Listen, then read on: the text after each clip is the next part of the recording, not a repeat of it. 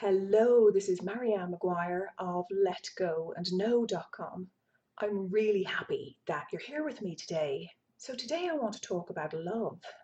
And I know it's a huge subject and I can really only touch the surface here in a short period of time. It really is the most important topic to focus on because your well-being depends on it, your equilibrium, your health, your soul's growth, your life. It's what you are fundamentally. So, doesn't it make sense to live from love? I mean, what a glorious choice we have in every moment to choose from love rather than fear. One of the knowings that I had when I was a very small child was that love is in the space of everything. It's what glues everything together. And this is why this subject is the deepest part of my life. So it might look warm and fuzzy and just feel so wonderful. And it might at times look fierce, where, for example, you might realize that you can no longer be around certain people. They continue to cause you pain and you've only shown them love. And then this fierce energy can arise, forcing you to look at things and perhaps giving you the option to choose to detach lovingly for the sake of your emotional well-being, for the sake of your heart. So, for example, I'll share some of my past with you. It may resonate and you may decide to go deeper into loving yourself more. For me, when I was younger, I loved everybody so much. It was a feeling. I didn't express it as such, but I just had this feeling of love in my heart for everything, for nature, for people, for animals. I cared deeply for people and animals. I mean, I took in strays for all of my childhood. I didn't, however, place the same attention on myself. I mean, not even close. So there was no warmth towards myself when I was younger. I gave no warmth towards myself. So it got to the stage that life shoved me into a place where I had to learn to love myself.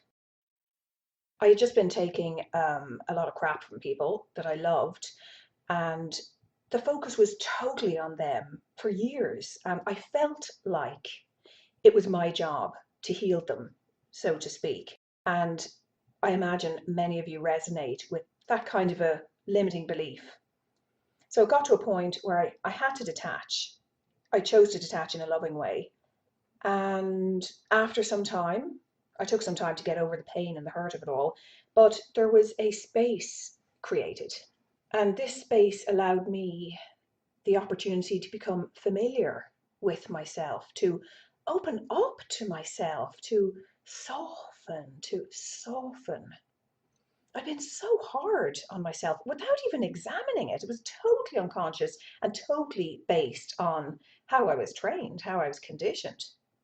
I was always so loving and kind to others naturally, and yet I just wouldn't direct that love within. And then I had the inspiration from spirit to connect through writing, and I allowed the emotions up and out over a period of time. And it was funny because there was a dichotomy when I looked at it, two mutually existing states. There was a knowing within me of my truth. So, I could feel my power. I always had a solid foundation. I knew my truth. And I realized that even at a young age, others picked this up and squashed it. And that conditioning left me with an unconscious sense of feeling insignificant and not being deserving, not feeling deserving. It wasn't in the forefront of my everyday life. It was like a program that would run in the background at times. So I faced that and released it and went from not being able to look at a photo, the only photo there is, of me as a 4-year-old, to framing that picture and being able to flow torrents of love to that part of myself when I thought of her. I integrated her in my heart and healed my past. Then it progressed to an appreciation for who I am, and the love deepened It just felt fulfilled and true. And I found that one of the things that showed up then in my everyday life was that I just wasn't willing to take any crap from people anymore. So it felt really good and it felt right and true. So being willing to love myself further opened up a huge gift for me of really standing in my power and expressing who I am, an integration of my power. So, oh my God, it's just so amazing the way it happens. Like it literally happens. This can sound very intellectual and, but this actually happened. And I felt the physical power coursing through my body. It's something that's very real and it grounds you. So you're not so much maybe with all your attention in the heavens, so to speak. But now there's a beautiful integration where you can feel you're connected to the earth and here for a reason and embracing the fact that you're here rather than maybe, not wanting to be here, which is how I felt when I was younger. I used to just gaze up at the clouds when I was, my teens and think, oh, this is very difficult. I don't really want to be here. I want to be there. That kind of away up in the sky kind of symbolized that space that I was looking for, that I knew so intimately when I was a child. And I missed it because I felt disconnected from it at that time, even though I wasn't disconnected. But that was all just part of my path.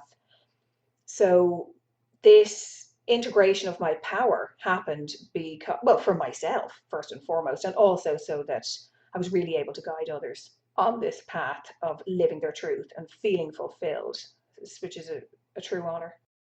And it all stems from the decision to stop looking outside of yourself for love or fulfillment or approval. Because people think, when I find my soulmate, then I'll be happy. And they kind of put their life, their existence on pause. And that can go on for years. So there's a pattern of reaching outside of themselves to feel happy or fulfilled or appreciated. This always leads to pain. You will never find what you're looking for by searching for it outside of yourself first. You have to go within first before you go without.